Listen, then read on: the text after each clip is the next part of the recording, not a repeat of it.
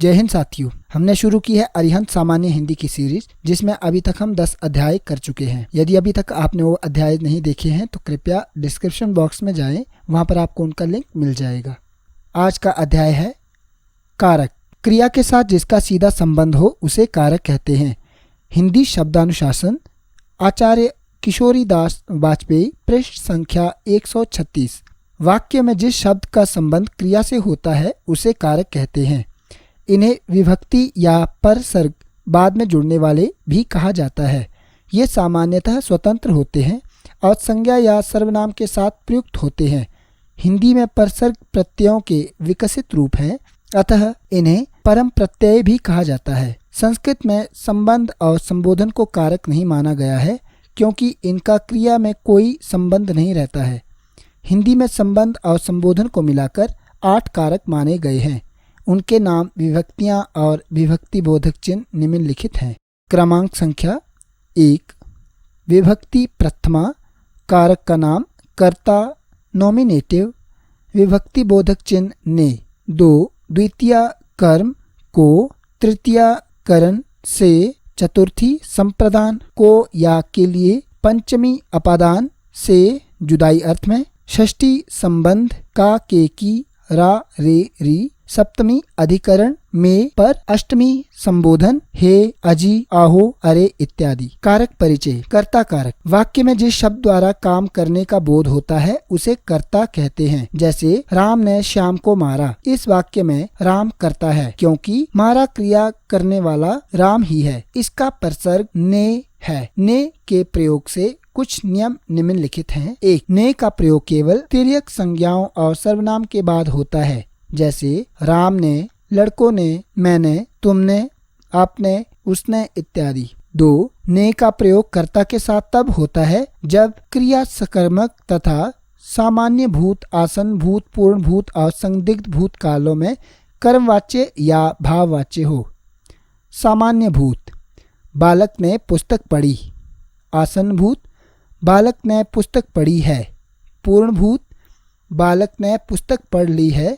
संदिग्ध भूत, बालक ने पुस्तक पढ़ी होगी। हेतु हेतु मत भूत, बालक ने पुस्तक पढ़ी होती तो उत्तर ठीक होता। इस प्रकार केवल अपूर्ण भूत को छोड़कर शेष 5 भूतकालों में ने का प्रयोग होता है। 3, सामान्यतः अकर्मक क्रिया के साथ ने का प्रयोग नहीं होता है, लेकिन नहाना, छींकना, थूकना, खांसना आदि में ने का प्रयोग होता है। जैसे मैंने छींका, राम ने थूका, आपने नहाया, उसने खांसा इत्यादि। जब अकर्मक क्रियाएं सकर्मक बनकर प्रयुक्त होती हैं तब ने का प्रयोग होता है। जैसे उसने अच्छा गाया, आपने अच्छा किया।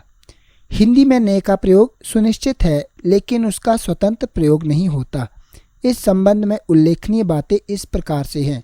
क, अकर्मक क्रियाओं के साथ ने का प्रयोग नहीं होता है। जैसे मोहन हंसता है, वह आएगा, श्याम गया। ख, सकर्मक क्रियाओं के साथ भी कर्ता के साथ वर्तमान और भविष्य काल में ने का प्रयोग नहीं होता। जैसे राम रोटी खाएगा, मैं चाय पीता हूँ। ग, जिन वाक्यों में बकना, बोलना, भूलना, लाना, ले जाना, चुकना आदि सहायक क्रियाएं आती हैं, उनमें ने का प्रयोग नहीं होता है। जैसे मैं लिखना भूल गया, मैं साइकिल नहीं लाया, वह नहीं बोला, वह पुस्तक पढ़ चुका। 2, कर्म कारक। वाक्य में क्रिया का प्रभाव या फल जिस शब्द पर पड़ता है उसे कर्म कहते हैं। जैसे राम ने श्याम को मारा, यहाँ कर्ता राम है और उसके मारने का फल श्याम पर पड़ रहा है, अतः श्याम कर्म है। यहाँ श्याम के साथ कारक चिन्ह को का प्रयोग हुआ है। इसके प्रयोग के कुछ नियम इस प्रकार से है।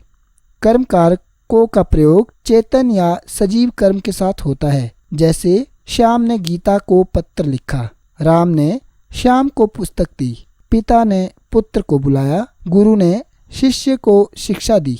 ख, दिन, समय और तिथि प्रकट करने के लिए को का प्रयोग होता है। जैसे श्याम सोमवार को लखनऊ जाएगा, 15 अगस्त को दिल्ली चलेंगे, रविवार को विद्यालय बंद रहेगा। ग, जब विशेषण का प्रयोग संज्ञा के रूप में कर्म कारक की भांति होता है तब उसके साथ को का प्रयोग होता है। जैसे बुरों को कोई नहीं चाहता, भूखों को भोजन कराओ। उल्लेखनीय, अचेतन या निर्जीव कर्म के साथ को का प्रयोग नहीं होता है, जैसे उसने खाना खाया, गोपाल ने फिल्म देखी, सीता घर गई, फूल मत तोड़ो। करण कारक, करण का अर्थ है साधन। संज्ञा का वह रूप जिससे किसी क्रिया के साथ का बोध हो उसे करण कारक कहते हैं। जैसे शिकारी ने शेर को बंदूक से मारा। इस वाक्य में बंदूक द्वारा शेर मारने का उल्लेख है, अतएव बंदूक करण कारक हुआ। करण कारक के चिन्ह हैं से, के द्वारा, द्वारा, के कारण, के साथ, के बिना आदि। करण कारक का प्रयोग निम्नलिखित स्थितियों में होता है। क साधन के अर्थ में करण कारक का प्रयोग होता है, जैसे मैंने गुरुजी से प्रश्न पूछा, उसने तलवार से शत्रु को मार डाला। गीता तुलिका से चित्र बनाती है। साधन के अर्थ में भी करण कारक का प्रयोग होता है, जैसे उससे कोई अपराध नहीं हुआ, मुझसे यह सहन नहीं होता। ग भाववाचक संज्ञा में क्रिया विशेषण बताते समय करण कारक का प्रयोग होता है, जैसे नम्रता से बात करो, खुद से कहता हूँ। घ मूल्यवान या भाव बताने के लिए करण कारक का प्रयोग होता है, जैसे आजकल आलू किस भाव से बिक रहा है। ङ उत्पत्ति सूचक शब्द में भी करण कारक का प्रयोग होता है, जैसे कोयला खान से निकलता है, गन्ने के रस से चीनी बनाई जाती है, लोभ से क्षोभ उत्पन्न होता है। च प्यार, मैत्री, बैर होने पर करण कारक का प्रयोग होता है, जैसे राम की रावण से शत्रुता थी, राम का विवाह सीता के साथ हुआ। संप्रदान कारक, जिसके लिए कुछ किया जाए, जिसको कुछ दिया जाए, इसका बोध कराने वाले शब्द को संप्रदान कारक कहते हैं। जैसे उसने विद्यार्थी को पुस्तक दी। वाक्य में विद्यार्थी संप्रदान है और इसका चिन्ह को है। कर्म और संप्रदान कारक का विभक्ति चिन्ह को है, परंतु दोनों के अर्थों में अंतर है। संप्रदान का को के लिए अव्यय के स्थान पर या उससे अर्थ में प्रयुक्त होता है, जबकि कर्म के को का के लिए अर्थ में कोई संबंध नहीं है। जैसे कर्म कारक, सुनील अनिल को मारता है। संप्रदान कारक, सुनील अनिल को रुपए देता है। कर्म कारक, माँ ने बच्चों को खेलते देखा। संप्रदान कारक, माँ ने बच्चे के लिए खिलौने खरीदे। कर्म कारक, उस लड़के को बुलाया। संप्रदान कारक, उसने लड़के को मिठाइयाँ दी। संप्रदान कारक के प्रयोग के लिए नियम इस प्रकार से है। क किसी वस्तु को दिए जाने के अर्थ में को के लिए अथवा के वास्ते का प्रयोग होता है, जैसे उमेश को पुस्तक दी, अतिथि के लिए चाय लाओ, बाढ़ पीड़ितों के वास्ते चंदा दीजिए। ख निमित्त प्रकट करने के लिए संप्रदान कारक का प्रयोग होता है, जैसे मैं गीता के लिए घड़ी लाया हूँ, वह आपके लिए फल लाया है, रोगी के वास्ते दवा ले आओ। ग अवधि का निर्देश करने के लिए भी संप्रदान कारक का प्रयोग होता है, जैसे वह 4 माह के लिए देहरादून जाएगा, वे 15 दिन के लिए लखनऊ आएंगे, मुझे 2 दिन के लिए मोटरसाइकिल चाहिए। घ चाहिए शब्द के साथ संप्रदान कारक का प्रयोग होता है, जैसे मजदूरों को मजदूरी चाहिए, छात्रों के लिए पुस्तकें चाहिए, बच्चों के वास्ते मिठाई चाहिए। 5 अपादान कारक, संज्ञा या सर्वनाम के जिस रूप से दूर होने, निकलने, डरने, रक्षा करने, विद्या सीखने, तुलना करने का भाव प्रकट होता है, उसे अपादान कारक कहते हैं। इसका चिन्ह से है, जैसे मैं अल्मोड़ा से आया हूँ, मैं जोशी जी से आशुलिपि सीखता हूँ, आपने मुझे हानि से बचाया, अंकित ममता से छोटा है, हिरण शेर से डरता है।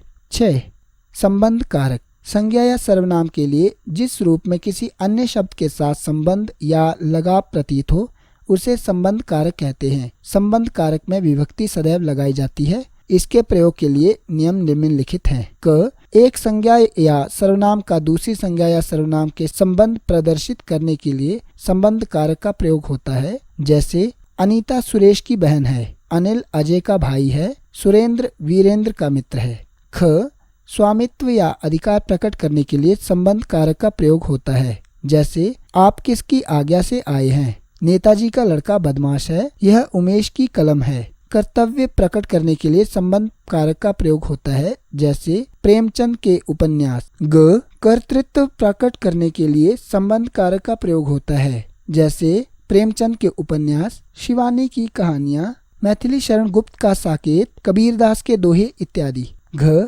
परिमाण प्रकट करने के लिए भी संबंध कारक का प्रयोग होता है, जैसे 5 मीटर की पहाड़ी, 4 घंटों की कविता आदि। ग मोल भाव प्रकट करने के लिए भी संबंध कारक का प्रयोग होता है, जैसे 10 रुपए का प्याज, 20 रुपए के आलू, 50,000 की मोटरसाइकिल इत्यादि। निर्माण का साधन प्रदर्शित करने के लिए भी संबंध कारक का प्रयोग होता है, जैसे ईंटों का मकान, चमड़े का जूता, सोने की अंगूठी आदि। 6. सर्वनाम की स्थिति में संबंध कारक का रूप रा रे री हो जाता है, जैसे मेरी पुस्तक, तुम्हारा पत्र, मेरे दोस्त आदि। 7. अधिकरण कारक। संज्ञा या सर्वनाम के जिस रूप से क्रिया का आधार सूचित होता है उसे अधिकरण कारक कहते हैं। इसके परिसर्ग में पर हैं। अधिकरण कारक के प्रयोग के नियम निम्नलिखित हैं। क. स्थान, समय, भीतर या सीमा का बोध कराने के लिए अधिकरण कारक का प्रयोग होता है, जैसे उमेश लखनऊ में रहता है, पुस्तक मेज पर है,